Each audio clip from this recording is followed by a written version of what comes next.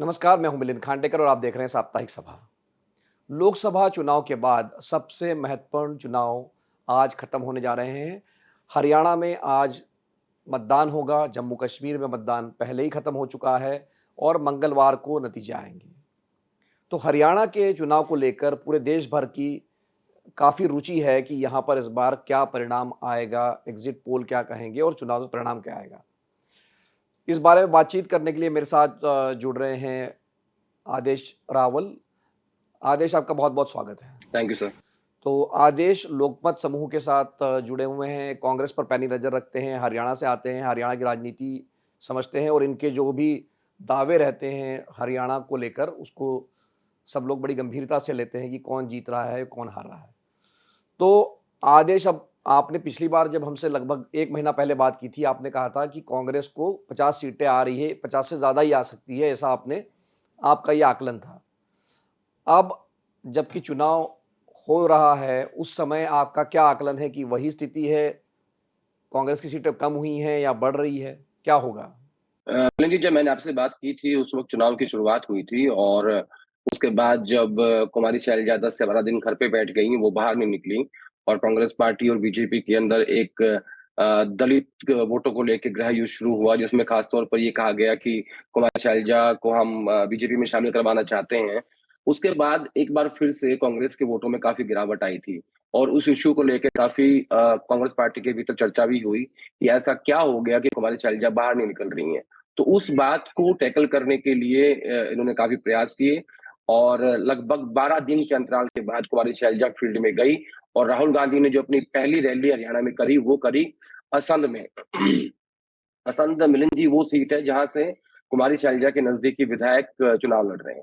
तो राहुल गांधी ने बैलेंस करने की कोशिश की और क्योंकि इसका एक बड़ा फैक्टर ये था कि दलित और जाट 2 ऐसा वोट बैंक है कांग्रेस पार्टी का हरियाणा में जो उनके पास 20 साल से है। हरियाणा का जो अध्यक्ष है वो दलित है पिछले 20-22 साल से और जो विधायक दल के नेता हैं वो जाट हैं। तो इन 2 जातियों को लेके कांग्रेस पार्टी चलती आई है। ऐसे में कुमारी शैलजा जब नाराज़ हुई तो उसका एक गहरा संदेश गया दलितों के बीच में और फिर उसको राहुल गांधी ने ठीक करने की कोशिश की। तो एक बार फिर से बीच में गिरावट आई थी, लेकिन आज की डेट में मैं आपको ये कह सकता हूँ कि मेरा जो डाटा है वो ये कहता है कि 55 सीटें पे कांग्रेस पार्टी खड़ी हुई है। इस पे प्लस माइनस 3 कर लीजिएगा, यानी 3 घट सकती हैं, 3 बढ़ सकती हैं। 25 सीटों पे बीजेपी खड़ी हुई है, उसमें भी प्लस माइनस 3 करना पड़ेगा और 10 सीटें मैं बोल रहा हूँ अन्य को। 10 सीटें मैंने अन्य इसलिए बोला है कि इसमें निर्दलीय और इंडियन नेशनल लोकदल यानी अभय सिंह चौटाला की पार्टी और एक आध सीट जो जेजेपी और बसपा की बन रही है लेकिन आना मुश्किल है। अ, ये 10 सीटें मुझे ऐसा लगता है कि इलेक्शन जो है हरियाणा का वो इस वक़्त 2 पार्टियों के बीच हो गया, बाइपोलर हो गया है। तो बाइपोलर में कांग्रेस पार्टी को ज़्यादा फ़ायदा होगा। अगर मुकाबला त्रिकोणीय हो जाता तो बीजेपी को फ़ायदा मिलता। लेकिन मुझे बाइपोलर में 2 पार्टियों के बीच में जब चुनाव होगा तो इसमें ये जो अदर्स की संख्या है 10 की, ये घटेगी और जब ये घटेगी तो इसका जो रेशियो है, जब ये घटेगी तो ये कांग्रेस और बीजेपी के बीच में बँटेगी, लेकिन जो रेशियो ज़्यादा होगा वो कांग्रेस के हिस्से में जाएगा। तो इसलिए मैं कह रहा हूँ कि अदर्स की सीटें घट सकती हैं, लेकिन आज की डेट में मेरा जो डाटा है वो ये कहता है कि 55 सीटें कांग्रेस प्लस माइनस 3, 25 सीटें बीजेपी प्लस माइनस 3 और 10 अदर। तो ये जो आपने आंकड़ा दिया आदेश की कांग्रेस की सीटें आपने पिछली बार 50 बताई थी या 55 हो गई, लेकिन आपने जो कहानी बताई कि बीच में कांग्रेस का कैंपेन ठंडा पड़ गया था जब शैलजा जी घर पे बैठ गई थी।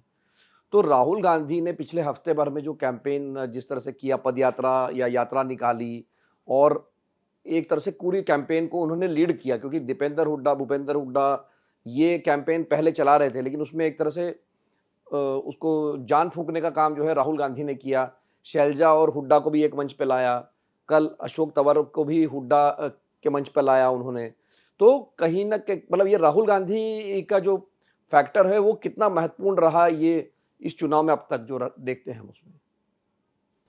राहुल गांधी ने अपने मन से एक स्टेटमेंट भी दिया था, ऐसा ही उन्होंने कहा कि हमारे जो शेर हैं कई बार लड़ पड़ते हैं, तो मेरा काम है कि मैं उनको एक मंच पे लेके आऊँ।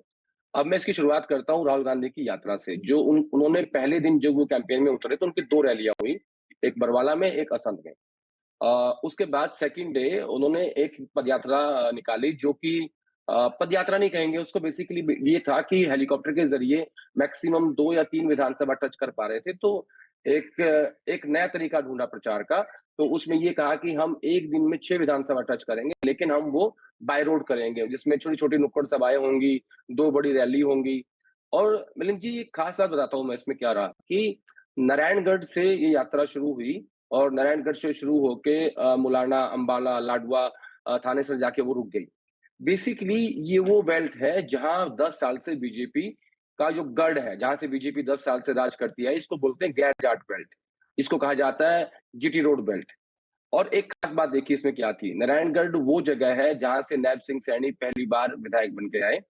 वहां से इसकी यात्रा की शुरुआत हुई। उसके बाद इसको खत्म किया गया कुरुक्षेत्र में। कुरुक्षेत्र वो जगह है जहां से नैब सिंह सैनी सांसद रहे और बीच में यात्रा लाडवा से गुजरी, जहां से नैब सिंह सैनी इस वक्त चुनाव लड़ रहे हैं। तो इस बात का विशेष ख्याल रखा गया। तो इस यात्रा के जरिए कांग्रेस पार्टी ने कोशिश करी कि खासकर राहुल गांधी ने कि नारायणगढ़ में भूपेंद्र हुड्डा और कुमारी शैलजा के हाथ मिलवाए और एक पब्लिक मैसेज दिया कि हमारे ये जो नेता है, ये 2 नेता हमारे हैं। एक तरफ प्रियंका गांधी खड़ी थी, बीच में राहुल गांधी थे और राहुल गांधी के लेफ्ट और राइट में भूपेंद्र हुड्डा और कुमारी शैलजा खड़ी हुई थी। तो इस यात्रा के ज़रिए ये राहुल गांधी ने अपना प्रचार करने का तरीका बदला है। मैंने भी जानने की कोशिश करी थी कि भई ऐसा क्या हुआ कि आपको यात्रा ही करनी क्यों पड़ रही है? तो उन्होंने बताया कि 1 दिन में हम 2 या 3 रैली कर सकते हैं, लेकिन जब रैली करते हैं तो जितने लोग रैली ग्राउंड में होते हैं, आप उनको संबोधित करने के अलावा और कुछ नहीं कर सकते। तो जब ये तरीका चेंज किया तो इसमें 2 रैलियाँ की गई, छोटे-छोटे नुक्कड़ नुक्कड़ सभाएँ की गई, ट्रक ड्राइवर से मिला गया, एनजीओज़ के लोगों से मिला गया, सिविल सोसाइटी के लोगों से मिला गया, तो इसमें आप ज़्यादा लोगों तक पहुँच सकते हो। तो ये मैं कह सकता हूँ कि राहुल गांधी की जो ये यात्रा जो नया पैटर्न शुरू हुआ है कैंपेन का, इससे कांग्रेस पार्टी के प्रचार में और कनेक्ट में हरियाणा के लोगों के साथ, इससे कांग्रेस को काफ़ी फ़ायदा हुआ।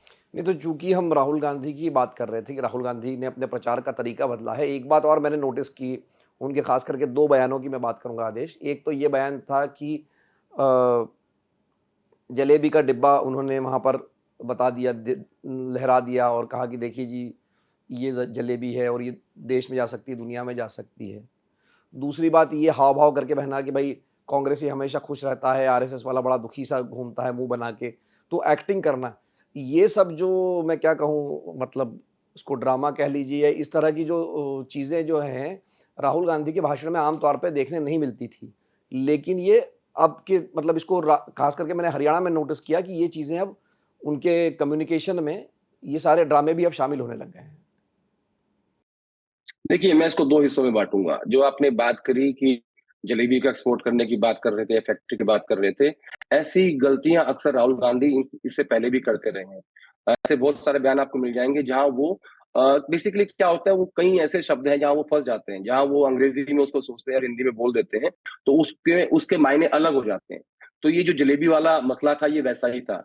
और दूसरी बात आपने कही कि जो एक्टिंग वाली बात है, ये एक नई चीज़ मैंने देखी है।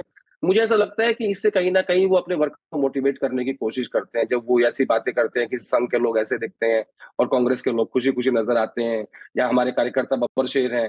तो ये मुझे लगता है कि उनका एक मोटिवेट करने का तरीका हो सकता है। लेकिन जो दूसरी बात आपने कही जलेबी वाली बात, ऐसी बातों में राहुल गांधी हमेशा फँसते हैं, हमेशा सोशल मीडिया पे उनके मीम्स बनते हैं। ये कोई नई बात नहीं है, लेकिन इसकी जो बड़ी वजह है मुझे लगती है कि बहुत सारी चीज़ों को राहुल गांधी अंग्रेज़ी में सोचते हैं और जब उनको वो हिंदी में ट्रांसलेट करते हैं, तो उनके वो मायने हैं, वो चेंज हो जाते हैं। इसलिए ये एक बड़ी वजह मुझे लगती है उनकी कम्युनिकेशन में लैक करती है, जिसपे उनके उनके स्ट्रैटेजीज़ जो भी रणनीतिकार उनको काम करने की आवश्यकता है। और ये पहली बार नहीं हुआ है मिलन जी, कई बार हो चुका है इससे पहले भी। जी, तो आदेश हमने कांग्रेस के कैंपेन की तो बात कर ली, लेकिन बीजेपी के कैंपेन की चर्चा नहीं की। तो बीजेपी का कैंपेन कैसा रहा? मतलब प्रधानमंत्री भी आए, अमित शाह भी आए और खट्टर साहब जैसे गायब रहे। एक बात ये कही गई कि भई उनको कैंपेन से हटा ही दिया गया। तो बीजेपी के लिहाज से ये चुनाव कैसे रहा? क्योंकि आप जो बता रहे हैं कि अभी भी वो 25 से 30 सीटों पर बैठी हुई है। तो लोग जो बात कर रहे थे कि बीजेपी साफ हो जाएगी या बीजेपी को बहुत नुकसान हो जाएगा, वैसा अभी तक तो नहीं लग रहा है। इसकी बड़ी वजह ये है, मैं कैंपेन से शुरुआत करता हूँ। प्रधानमंत्री मोदी की पहली रैली कुरुक्षेत्र में हुई, वहाँ पूर्व मुख्यमंत्री मनोहर लाल खट्टर को नहीं बुलाया गया, जबकि साढ़े 9 साल तक चीफ मिनिस्टर वही थे, लेकिन उनके चेहरे को बिल्कुल ही गायब कर दिया गया। इसका मतलब ये है कि जब उनको हटाने का फैसला लिया गया था, तो बीजेपी लीडरशिप के पास इस बात की रिपोर्ट्स थे, जानकारी थी कि मनोहर लाल के खिलाफ एंटी इनकम्बेंसी है। इसीलिए उन्हें लोकसभा चुनाव से पहले हटाया गया। बावजूद उसके कांग्रेस पार्टी वहां 5 सीट जीतने में कामयाब रही और बीजेपी को 5 ही मिली, लेकिन 50% का लॉस बीजेपी को हरियाणा में हुआ। नायब सिंह सैनी जो चीफ मिनिस्टर हैं वो बहुत ही सॉफ्ट चेहरा है मिलिंद जी, मतलब ओबीसी हैं, बहुत सॉफ्ट हैं। हरियाणा जैसा प्रदेश है ना, वहाँ ऐसे सॉफ्ट चीफ मिनिस्टर्स चलते नहीं है। हरियाणा को बड़े डिफरेंट नेता चाहिए जो, आप देखिए नायब सिंह सैनी और चरणजीत सिंह चन्नी में कोई ज्यादा डिफरेंस नहीं है। जब जितने छोटे टाइम के लिए चरणजीत सिंह चन्नी चीफ मिनिस्टर रहे, उतना ही टाइम नायब सिंह सैनी को मिला, और इनका जो पीआर सिस्टम है, जो भी कंपनी कर रही है या इनकी टीम कर रही है, वो बिल्कुल मैच करता है। वो बैलगाड़ी पे दिखाई देंगे आपको, वो लोगों से मिलते दिखाई देंगे आपको। तो वो इतना इतना साधारण चीफ मिनिस्टर हरियाणा को देखने को मिल रहा है, जो कि हरियाणा के नेचर के खिलाफ है। जब आप बात करते हो ना जाट की गैर जाट की, जो जो भी 10 साल की राजनीति बीजेपी की रही है, दरअसल हरियाणा की तासीर दूसरी है। हरियाणा का ब्राह्मण भी आपको ऐसा ही मिलेगा, इतने ही उसकी आवाज में तल्खी होगी। हरियाणा का यादव भी आपको ऐसे ही मिलेगा, हरियाणा का गुर्जर भी आपको ऐसे ही मिलेगा। जाट तो वैसा है ही। तो ये राज्य बड़ा डिफरेंट है। यहाँ यहाँ के जो लोग हैं वो नेगेटिव वोटिंग करते हैं। वो इसलिए वोट नहीं देते कि आपको जिताना है, वो मुझे इसलिए वोट देंगे क्योंकि आपको हराना है। तो इस तरीके से बीजेपी का जो कैंपेन है इतना अग्रेसिव नहीं रहा कुल मिला के। प्रधानमंत्री की रैलियां हुई, ज्यादा रिस्पॉन्स नहीं मिला। एक जो ताबड़तोड़ कैंपेन पीएम करते थे, जब उनको लगता था कि नहीं हम आखिर तक नहीं छोड़ेंगे, एक ये बात मैं खुद कहता था कि बीजेपी हार नहीं मानती, लेकिन इस बार मुझे वो दिखाई नहीं दिया कि इतनी अग्रेसिव बीजेपी है कि वो किसी भी हद तक जाएगी और आखिर तक लड़ेगी। तो वो चीज मिसिंग थी इस बार के बीजेपी के कैंपेन में। नहीं तो वो चीज़ मिसिंग थी, बल्कि उल्टा हो गया आदेश। हम अब तक ये देखते थे कि मतलब कांग्रेस के लोग तोड़ दिए या विपक्ष के लोग तोड़ दिए और वो बीजेपी में ऐन मौके पे शामिल हो जाते थे। तो कल जो अशोक तंवर वाला ड्रामा हुआ कि 1 बजे वो बीजेपी के उम्मीदवार के लिए भाषण दे रहे थे और 3 बजे वो कांग्रेस के मंच पे पहुंच गए। तो ये तो एग्रेशन इस बार कांग्रेस की तरफ से देखने मिल रहा है, अगर आप इसको दूसरी तरह से देखें। लेकिन ये मैं पूछना चाहता हूँ कि जो अशोक तंवर की एंट्री हुई है, तो इसका क्या कोई जैसे दलित वोटों को लेकर चिंता थी, इसलिए उनको लाया गया है, या इसके पीछे कोई और वजह है? इसमें ना मिलन जी एक तीर से कई शिकार हुए हैं। पहली इसका जो बेस है वो ये कहता है कि जो बीजेपी ने दलित वोट को टारगेट करने की कोशिश की कांग्रेस पार्टी के, क्योंकि कांग्रेस पार्टी का वोट दलित बैंक है, दलित वोट बैंक है हरियाणा में। उसको काउंटर करने की कोशिश हुई है कि देखिए हमारे पास जो आपके यहाँ दलित नेता थे वो हमारे पार्टी में शामिल हो गए हैं, जबकि उनकी घर वापसी हुई है। दूसरा मुझे लगता है कि कुमारी शैलजा को भी बैलेंस करने की कोशिश हुई है। इसकी वजह मैं इसलिए बता रहा हूँ कि जब टिकटें बटी और उसके बाद शैलजा घर से नहीं निकली, तो उस बात से राहुल गांधी नाराज थे कि जिन लोगों ने टिकटें बांटी उन्होंने बैलेंस क्यों नहीं किया, क्यों सब लोगों को साथ लेके नहीं चले। तो उसकी जिम्मेदारी सीधी सीधी बनती थी किसी वेणुगोपाल की और अजय माकन की। तो मुझे लगता है कि उसको भी बैलेंस किया गया, उसको भी काउंटर किया गया और ये दिखा दिया गया कि देखिए हमारे पास दलित नेता और भी हैं। दूसरा जो मुझे लगता है कि 3 तारीख क्यों चूज की गई, आखिर की जो लास्ट डे ऑफ कैंपेन था वो क्यों रखा गया? मुझे लगता है कि इनको ऐसा अंदेशा था कि कुछ ना कुछ, कोई ना कोई ऐसी घटना ना घट जाए जिससे दलित वोट पार्टी का खिसक जाए, तो उसको बैलेंस करने के लिए उसका काउंटर अशोक तंवर को रखा गया था। लेकिन कोई ऐसी घटना, कोई भी ऐसी बात नहीं हुई जिससे कांग्रेस पार्टी शैलजा के अलावा, जिससे कांग्रेस पार्टी का दलित वोट बैंक पे बीजेपी सेंध लगा सके। तो उसके काउंटर के लिए रखा गया था और इसलिए अशोक तंवर को लास्ट डे ऑफ कैंपेन में ज्वाइन कराया गया, वो भी असंध में, सॉरी माफ कीजिएगा महेंद्रगढ़ में। तो वहां ये पहुंचे। हालांकि ये कोई ऐसा नहीं था कि ये कल ही तय हुआ है, ये पूरा स्क्रिप्टेड था। ये लगभग मुझे लगता है कि कई कई महीनों की बातचीत है जो चल रही थी, और 2 महत्वपूर्ण जनरल सेक्रेटरी इसमें इन्वॉल्व हैं, जो राहुल गांधी के काफी नजदीकी माने जाते हैं, और उन्होंने ये पूरा ऑपरेशन किया। और कल जिस तरीके से ज्वाइन कराया गया कि आखिर तक भनक नहीं लगी बीजेपी जैसी पार्टी को, जिनका पूरा तंत्र है, जो पूरा देश चला रहे हैं, उनको इस बात की भनक नहीं लगी कि इनके वो नेता जो इस बार लोकसभा लड़े थे वो 1 डेढ़ 2 घंटे के बाद कांग्रेस पार्टी में शामिल हो जाएंगे। तो ये मुझे लगता है कि ये एक बड़ी चूक है बीजेपी के इंटेलिजेंस की। तो चलते-चलते आदेश, आपने जो आंकड़े दिए उस पे आप कायम हैं, जो कि आप जो बता रहे हैं? देखिए मिलन जी, जो जमीन से मुझे इनपुट मिल रहा है वो तो यही कहता है। और एक बार फिर से रिपीट कर देता हूँ, कांग्रेस पार्टी 55 सीटों पे खड़ी है +-3, बीजेपी 25 सीटों पे खड़ी है +-3, 10 अदर्स, 10 अदर्स मैंने उसमें आईएनएलडी भी है, उसमें इंडिपेंडेंट्स भी हैं, और मुझे ऐसा लगता है कि अदर्स की संख्या घट जाएगी क्योंकि इलेक्शन बाइपोलर हो रहा है, 2 पार्टियों के बीच में हो रहा है और ये सेम पैटर्न है लोकसभा का। लोकसभा में भी इसी पैटर्न में वोटिंग हुई थी।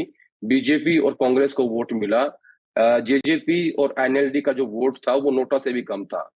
तो उस हिसाब से जब मैं देख रहा हूँ इसको, तो मुझे लग रहा है कि ये चुनाव 2 पार्टियों के बीच धीरे-धीरे, धीरे-धीरे सिमटता जा रहा है। तो मैं अपने नंबर पे कायम हूँ मिलिंद जी। तो ये थे आदेश रावल, जिनका आकलन ये है कि कांग्रेस पार्टी को बहुमत मिल सकता है हरियाणा विधानसभा चुनाव में, और अगर हरियाणा में कांग्रेस को बहुमत मिलता है तो 10 साल बाद उसकी वापसी होगी, क्योंकि 10 साल से बीजेपी का राज रहा है हरियाणा में। हरियाणा में जो बीजेपी की वापसी हुई या बीजेपी का जो आगाज़ कह लीजिए, अब तक बीजेपी हमेशा 2014 से पहले जूनियर पार्टनर रहता था, लेकिन नरेंद्र मोदी का मैजिक का कमाल कहिए कि 2014 के बाद से लगातार 2 चुनाव में बीजेपी सरकार बनाने के लिए कामयाब रही। लेकिन इस बार जो लोकसभा चुनाव में हुआ कि बीजेपी अपने दम पर बहुमत हासिल नहीं कर पाई, उसका क्या असर पड़ता है जम्मू कश्मीर के चुनाव पर, हरियाणा के चुनाव पर, इसके पहले रुझान हमको आज शाम को मिलने लग जाएँगे जब एग्ज़िट पोल आए थे। हालाँकि एग्ज़िट पोल पर भी पिछली बार के जो आंकड़े आए उससे सवाल उठते रहे हैं, लेकिन फिर भी उससे एक दिशा तो ज़रूर हमें पता चलेगी कि किस तरफ का रुख है। और न्यूज़ तक पर आप एग्ज़िट पोल भी देख सकते हैं, और मंगलवार को जो नतीजे आएँगे, जो अंतिम नतीजे होंगे, जिससे पता चलेगा कि हरियाणा में किसकी सरकार है, जम्मू कश्मीर में किसकी सरकार है, ये हमें पता चलेगा। साप्ताहिक सभा देखने के लिए आपका बहुत-बहुत धन्यवाद। अगर आपके कोई कमेंट्स हैं तो उसको कमेंट बॉक्स में लिख के भेजिए, हम उसका जवाब देने की कोशिश करेंगे। शो अगर आपको पसंद आया तो इसको लाइक कीजिए, शेयर कीजिए। एक बार फिर से ये शो देखने के लिए आपका धन्यवाद।